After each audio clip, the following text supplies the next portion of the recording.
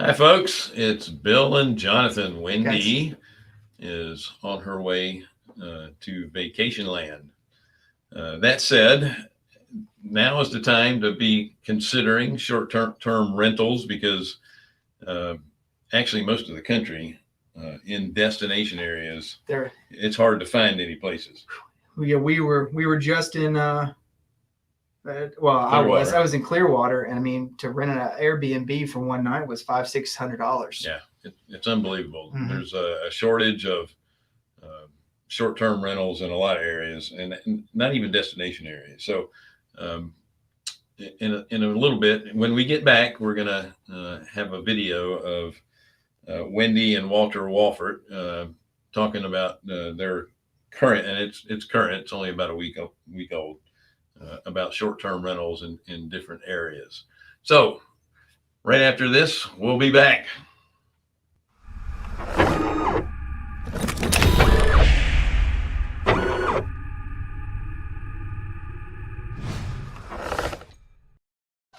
We paid a lot of money for that graphic, and we want to make sure that we get it in. That was good. That was a good That one. was pretty cool. So, thank you for joining us on the Real Estate Investor Show. Hard money for real estate investors. Mm-hmm. We are lenders in the Southeast. We're Carolina Capital Management. We make loans to real estate investors, and again, it's the Southeast only. If you're interested in borrowing money, go to carolinahardmoney.com and click on the Apply Now tab. If you're a passive investor looking for passive returns, click on the Accredited Investor tab. Don't forget to like, share, subscribe, hit the bell, and don't forget to sign up for Wednesday with Wendy. With Wendy.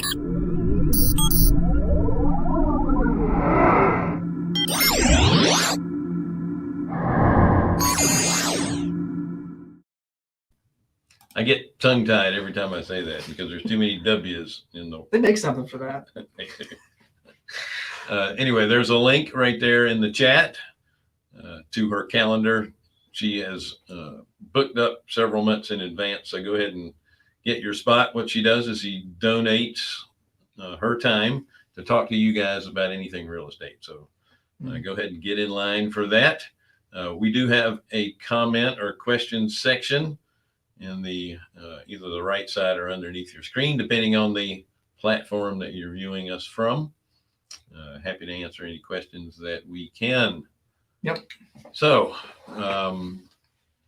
we wanted to talk about short-term vacation rentals at this time because we're all thinking about vacation. We're all either going on it or in the middle of it, mm-hmm. Right? Yep. So we thought this would be a good time to talk about that. Again, Wendy is already on her way, and the last time she was on her way to that same destination, the signal was not very good to bring her in because it's on the way to the country. Yeah, you're driving through a whole lot of nothing.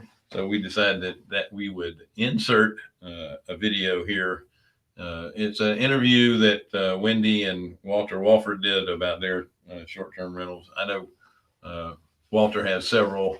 Yep. In Mississippi, Jackson, Mississippi, which again you wouldn't think is a destination, but a couple of his short-term rentals are right on this big major lake. It's a beautiful place. Okay. You just got to watch out for those swimming logs.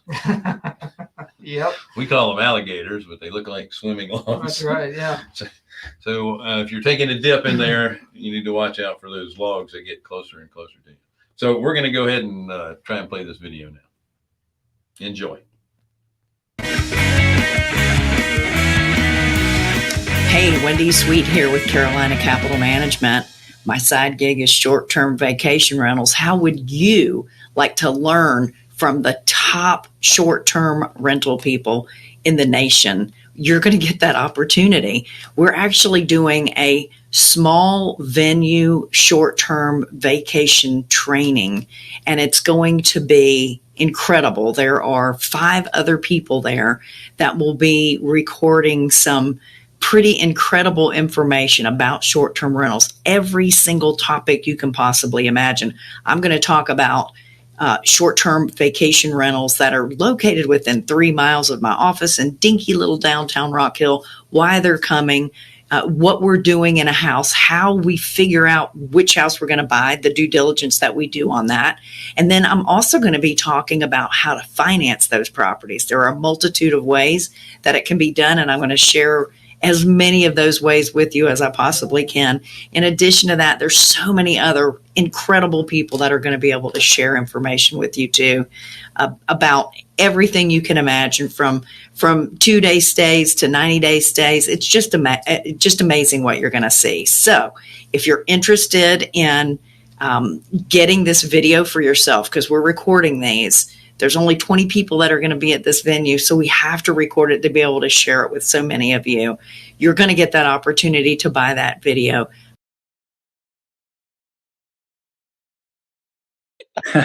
All right, Walter Wofford here with an all-star team.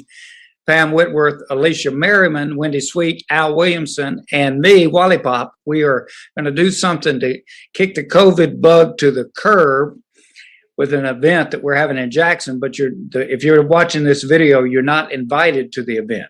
We intentionally decided to have it for 20 people, and we're going to videotape it. So it's a 2-day event that we're going to have, and so each of the presenters will have a 45-minute presentation followed by a 30-minute Q&A, and then we're going to have over 10 sessions. And so let me just show you. It's going to cost $197, and we'll deliver the videos within a week of the event, plus the handouts, any slides that we have, and you'll get all that in an electronic version, so you can watch it all you want to watch it. Now, so let's kick it off. Pam, tell us about yourself and your topic.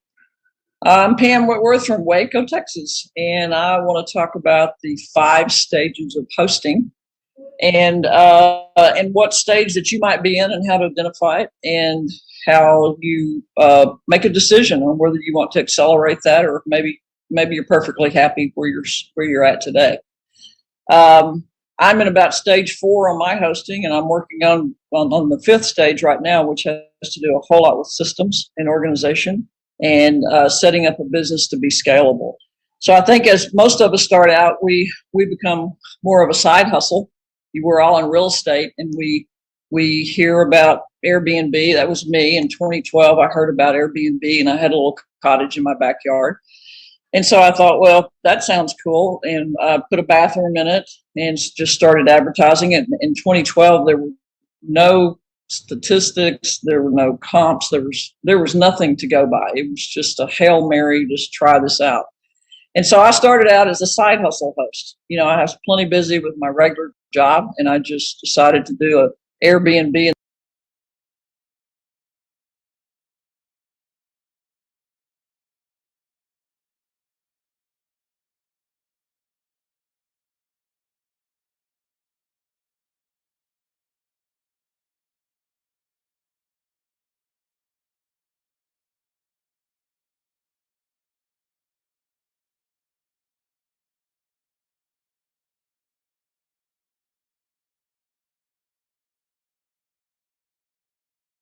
In the backyard and give it a try.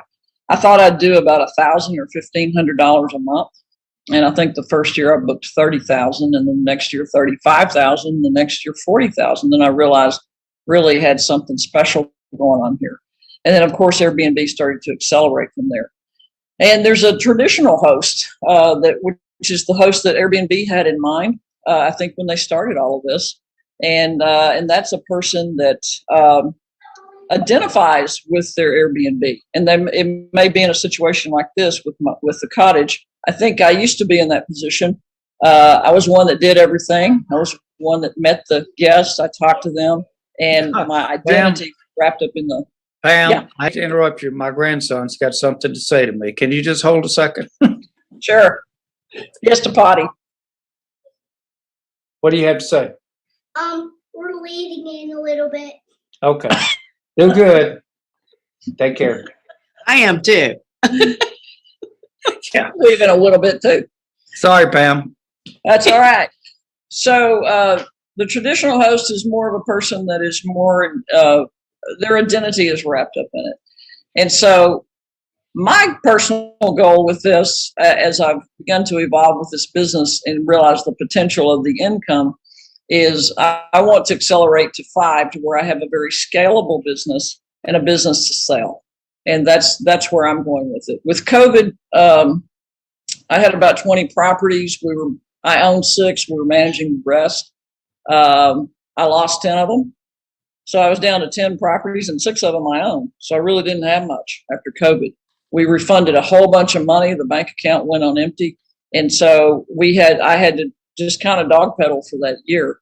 Last month, we had the biggest month we've ever had with fewer properties. We had some of our units double in bookings. Wow. And so the income potential, we're charging 30% to manage. So I'm making more off of most of the properties that I manage than the ones I actually own. So my goal is to work up to the highest level of hosting. And so I'm going to talk about the different types of host, where you are, whether you're just a side hustle or the traditional, or maybe you're a hectic host. I stayed in the hectic host position for several years to where you just kind of did the Hail Mary and you hope it all worked out and the place was clean and nobody complained or found a bug or a mouse or something like that. And so I've been in the hectic host position for a long time. And fortunately, I've risen above that. But we talk about that, and I'm going to talk a little bit about if you do want to scale your business and it's something that you're willing to do and do the systems, there comes a point to where you have a very sellable business. And there's a lot of the bigger companies, when you get 50 units, that's when they'll come into a town and start buying out these smaller companies. So that's my goal. We're almost back up to the 20 mark again and rising. But we are using, I'm going to go over in the next session about some tools and things, but we're using some tools that are just amazing that I wish I'd used years and years ago. So a lot of potential there if you want to accelerate beyond the side hustle or the traditional host and step up beyond the hectic host and make this can be actually very simple to where you can step out of your business and just manage it with VAs. We're starting to use more VAs and it's working beautifully. So I'm going to go into depth on about the different types of hosting and how you can do it and where you can hire some people and take it to the next level. All right. So Pam, let me see if I got this straight. So you increased your sales by double booking. Is that what you said? We had some of our units in May. That was a joke. That was a joke. Yeah. No, not double bookings. I thought you said double the bookings. All right, Alicia, hit it. All right, guys. My name is Alicia Merriman, and I'm out of Huntsville, Alabama. And just like Pam and Al, Wendy, I am an extended stay and short-term rental owner. And so I have taken it this year to a new level where I am starting to optimize all the profit centers in the properties that I already have or the ones that are coming down the pipeline.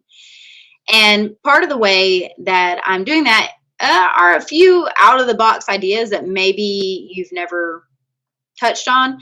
And one of which would be adding a billboard in front of your property, especially if you've got a high-traffic area. Like I intentionally sourced out a property that was on the highway, just particularly that was one of the reasons that the property itself was a great opportunity. Things like adding vending machines, being able to rent out detached structures, or even making that detached structure, deed it and give it its own parcel number. I've also been taking flips and subdividing that property, and on the sale of the flip, I'm getting that land free and clear.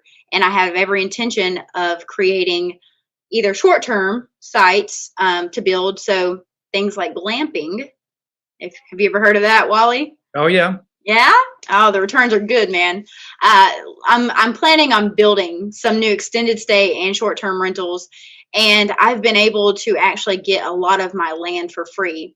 And I've got a few ways of how I'm actually doing that.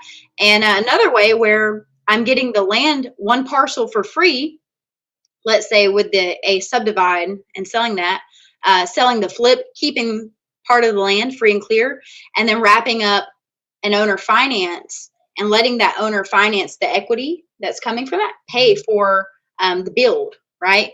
So I'm doing a lot of different things right now where a lot of moving parts where I'm really optimizing every angle that I can in my properties. So That's great. That's super. All right. So session 3 will be all of us. I'm going to moderate it, and technology and automation. So I'll give you some categories before we talk, and then we'll go down there and have somebody working the screen, typing it in as we go through these. Or if you guys want to make your list ahead of time, we'll add that. That'll be interesting. We'll find out better and best technology and automation. All right, Wendy Sweet. Wendy Sweet. I am with Carolina Capital Management. By day, I'm a lender, a hard money lender, and by night, I am a short-term rental freakazoid. And I can credit Pam Whitworth for getting me in this business in the first place. If you haven't been in any of Pam's houses, you need to go in there. It's eye candy everywhere.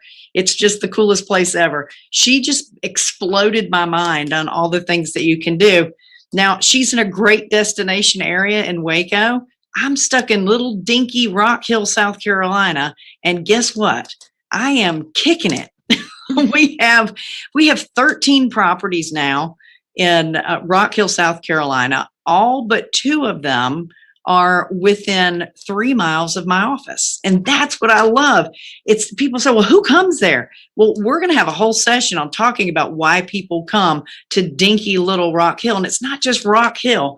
It's any small town. People travel for all kinds of reasons. And you just have list after list after list as to why they're coming. I want to go after those people. One of the reasons why I really like the small town type business or the non-destination type business is because when COVID hit, I had, 50% of the people that were booked canceled. And within 2 weeks, I was booked again. Not only was I booked again, but the COVID year, the whole COVID year was the best year I ever had.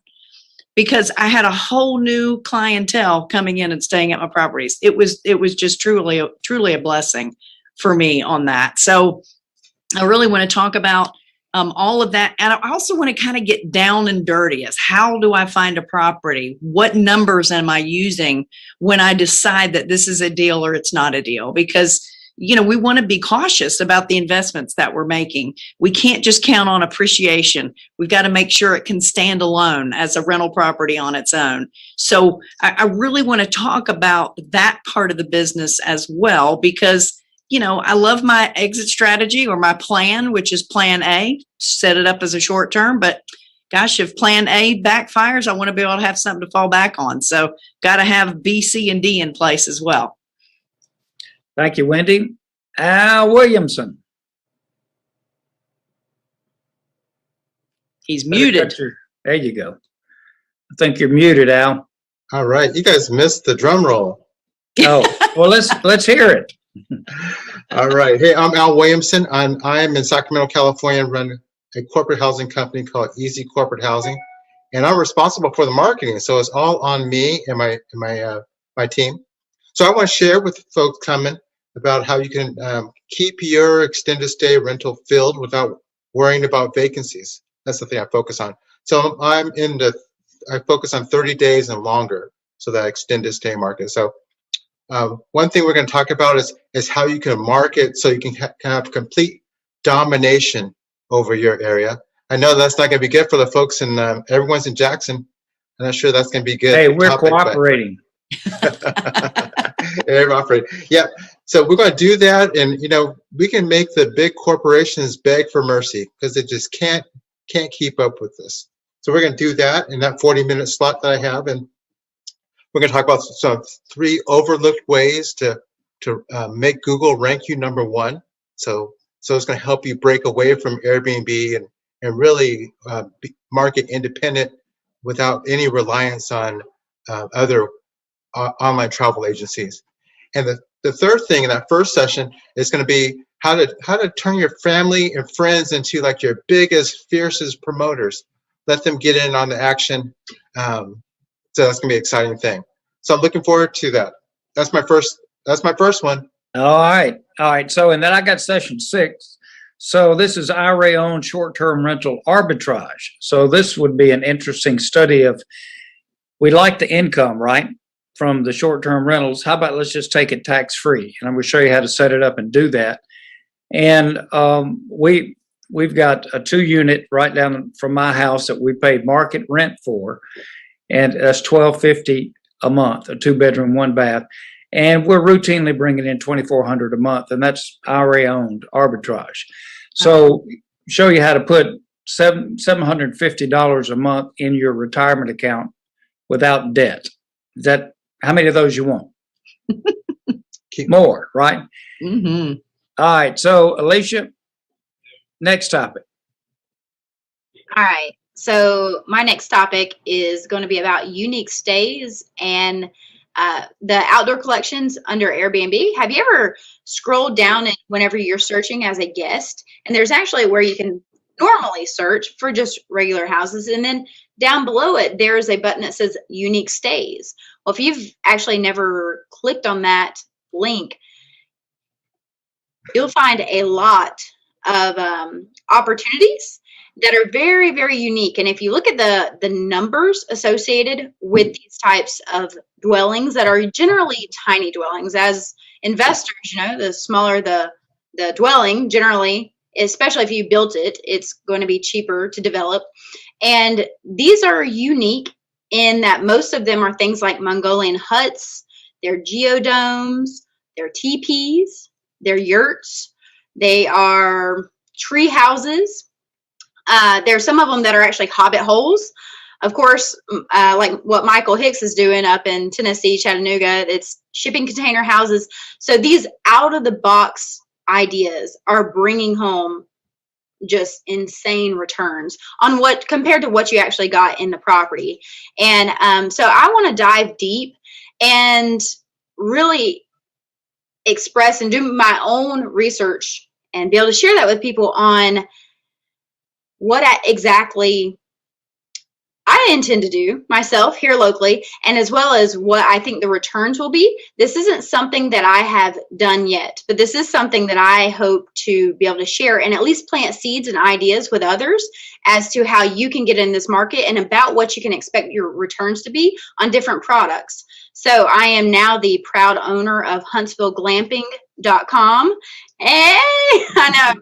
And yeah, I really plan to tap into that market. I've already got 8 acres right outside the city, and then I got another 6.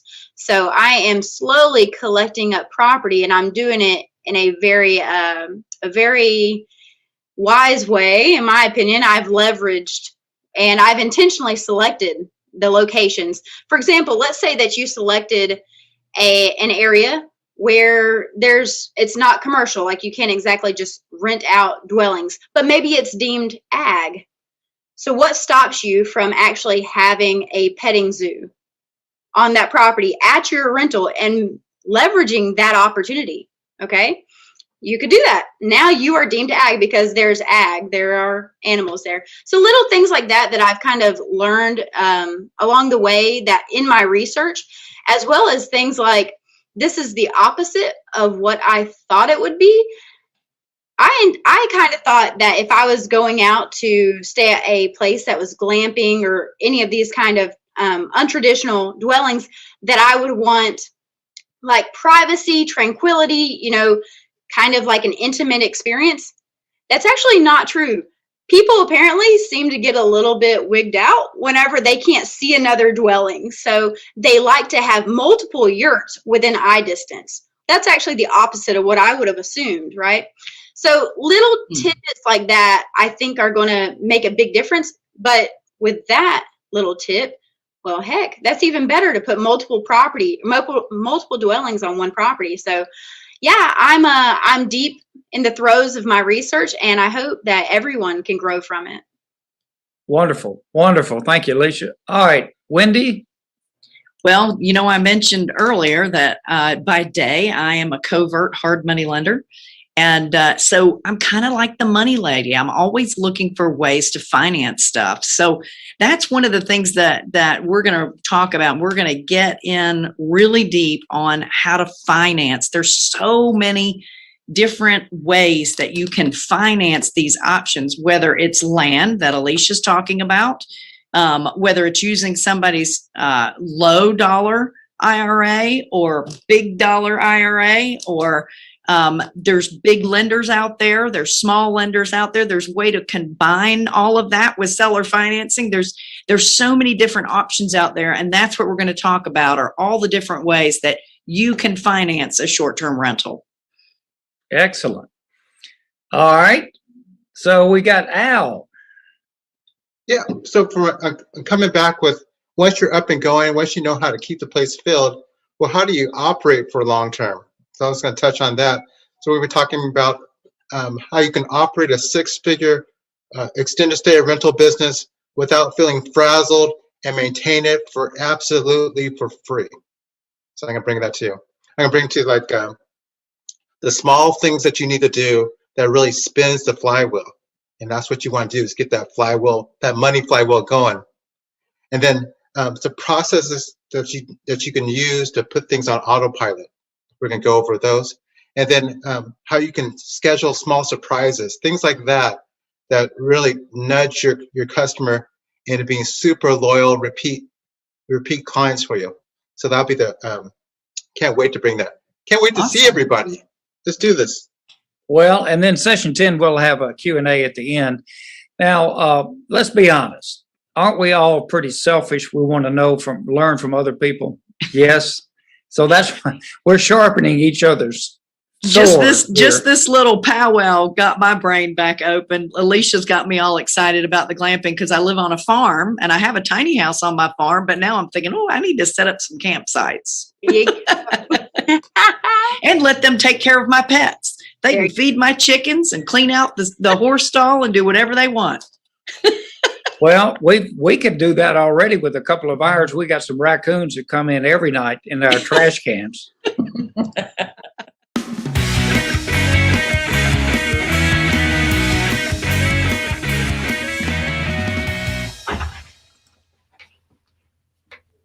Well, wasn't that interesting start off? We had a little bit of technical issues, but it worked out well. We are going to try to get you the information so you can sign up. I know they're going to be doing videos on this. I'm not quite sure if it's going to be a live event as well on Zoom, but I know they're going to have videos available for that. There's a lot of good information in there. I want to thank you guys. Did you want to add anything? No, it's a great thing to, once we get the information up, sign up for it, learn it. If you're at all interested in short-term rentals, you will learn a lot. Well, just my little tidbit at the end. Anytime you buy a property in order to do a short-term rental, the first thing that you need to do is make sure that it will work as a long-term rental, because you always want multiple exit strategies. Well, the shortest way possible, when you're buying a short-term rental property, don't buy it as a long-term rental, because if you're buying it as a long-term rental, it always makes sense. If you're buying it because it's like, oh, we can make $5,000 a month on this, don't do that. Yeah, sometimes it doesn't. Sometimes especially if you're buying them in destination areas where they tend to be higher dollar properties. If you can't long-term rent it and still cash flow it, don't do that. Yep. All right. Thanks again for joining us on the Real Estate Investor Show. Hard money for private, or what is it? Hard money for real estate investors. I always forget our stupid show's name. Our stupid show. Wow. Tell us how you really feel, Bill. We are Carolina Capital Management. We are lenders in the Southeast. If you're interested in borrowing money, go to carolinahardmoney.com and click on the Apply Now tab. If you are a passive investor looking for passive returns, click on the Accredited Investor tab. Don't forget to like, share, subscribe. Hit the bell. Hit the bell. And sign up for Wednesday with Wendy. Awesome. I said it without screwing it up. That's pretty good. Listen.